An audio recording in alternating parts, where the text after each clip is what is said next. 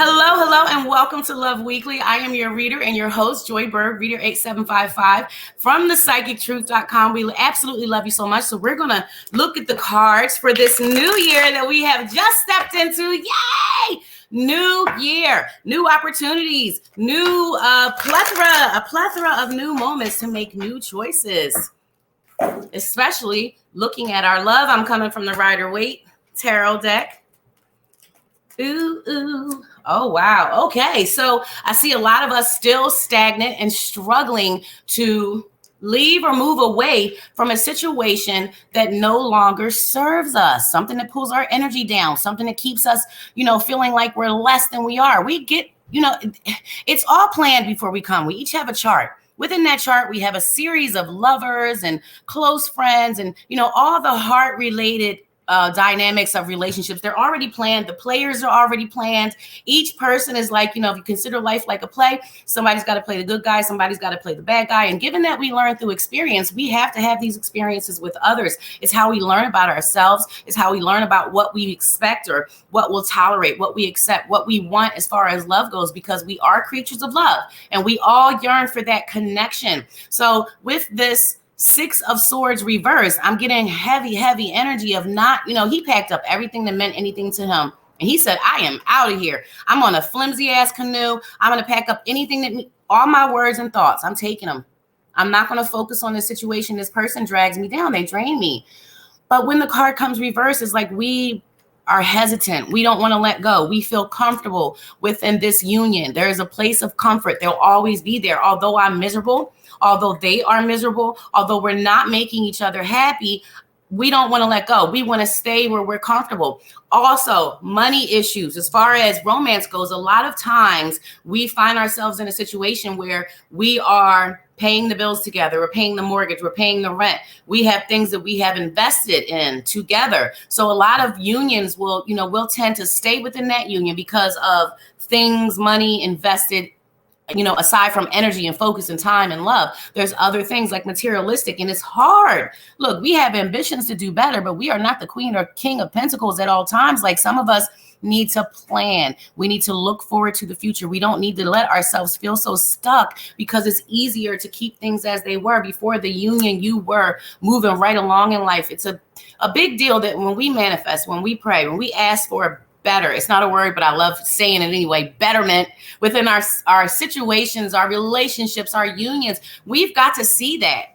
We got to see the details. We got to put it out there into the universe. Ask God, Buddha, Allah, source, whatever works for you. We all come from the same source, so it's all the same to me. Whatever you're going to ask for, you need to claim it. Put out those emotions. Match the energy like, hey, I want to win the lottery. Woo, I won the lottery.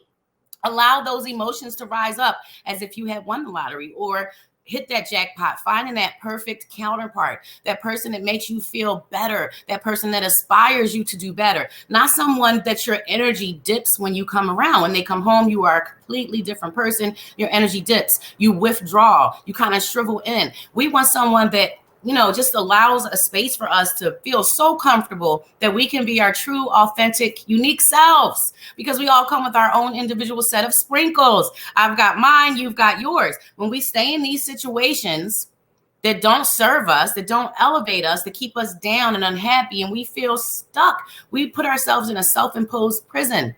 We victimize ourselves when it's only for us to manifest. Because as we're thinking, as we're speaking, as we're doing, we are creating our own future. We're creating our own reality, and we step into it more and more, moment by moment. So, it's all about boundaries. We talk about boundaries all the time. Feeling stuck in a situation is the worst thing ever. Realizing that you hold the power to make change. You can plan. You can, focus on your goals, focus on the changes that you want. If you're not able to correct or repair the situation or the union that you're in, please don't be stuck in it. Please don't hold yourself in it.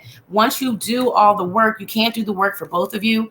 Turn this card around, pack it up, because it just gets worse. And a lot of times the situation becomes toxic. We feel such a sense of disconnect. There's a lot of dishonesty, deceit, distrust, like the loyalty is broken. There's such a huge energy and vibe of dishonesty, lying as a habit, forgetting those lies, getting busted in those lies, intuition going off. A lot of us are very intuitive.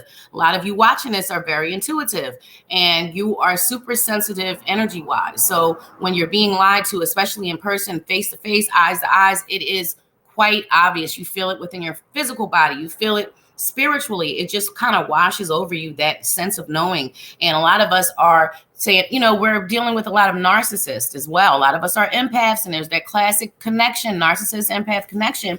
And the narcissist in that union will make you feel like you are absolutely batshit crazy, when it's actually your inner guidance, your inner knowing, your intuition.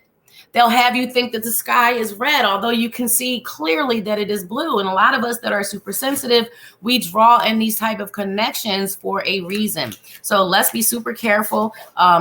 Acknowledge those red flags. Let's not keep ourselves stuck in any situation that is not going to allow us to flourish, to up level, to advance, because, it's a new year. Again, a new year, new opportunities. Let's go into our oracle deck. Ask your guides for some guidance. I'm speaking about a lot of us having psychic awareness and not focusing on those feelings. When you have a feeling, when you meet someone, and we're still on the romance tip, when you encounter someone, you have an instant effect. They have an instant effect on you energy wise. How do they feel? What is their energy? What's the first thing? Are you feeling, oh, wow, I should stay back, I should guard myself? Or are you feeling drawn to that individual? We've got to allow for believing ourselves, being confident in that inner knowing and that guidance. That moon right there, that's your connection. The lotus flower you're sitting in, that lotus flower represents our crown chakra. And the more aware, the more connected, the more we understand and open up, the more it blooms and blossoms. Those petals open up more and more. There's a lot here. We don't have enough time, but in keeping with what I was talking about, the newness, not holding on. This card is reversed. It should be upright to allow for the healing. No one's going to get out or get away scot-free with just stepping away from a union. It's so much easier said than done. There are processes. There's a process of healing that you have to go through. Once you make a disconnect, once you cut a cord, it's painful. But this death card is in Guardian Angels. It's all about letting you know you're never alone. Anything you come up against in life, it is not bigger than you. You're bigger than it. Love is one of the most difficult and most important elements. Like, we are creatures of love. Love is the highest vibe. When we are in a loving, mutually trusting, caring, respectful relationship and union, it allows us to be our most creative, our most, we get inspired. They inspire us, we inspire them, and we up level together. We create, we build on a solid foundation, but that foundation must be solid. So we've got to let go of these toxic unions. We have to not be afraid to leave our place of comfort and step into the new. Be more inventive and creative. Creativity guides, doing something that is therapeutic for you. A lot of us are also very much so leaders. This could be man or woman, but we are very much so leaders and boss people, and we kind of dumb ourselves down within the connection or union that we have to make it work. Get what I'm saying? We'll dumb ourselves down to make it work instead of stepping into those leadership, the leadership abilities that we have, the leadership qualities that we have, because we have so much to share with others. We have so much to offer others, having an impact on those around us, raising the vibrations of the planet, person by person, soul by soul. So let's not be afraid to step into the new. Let's not be afraid to break those old janky ass connections that we're holding on to keep us from being our higher selves. Love is the highest vibe. We're each made of love, and I absolutely love you unconditionally. Love yourself unconditionally. Don't be afraid that no one else will want you or love you, or you won't find that type of connection again, because I guarantee you that you'll find a better type of connection. Space must be made. Let's step into this new year with positivity, optimism, and I absolutely love you. I'll see you guys next time.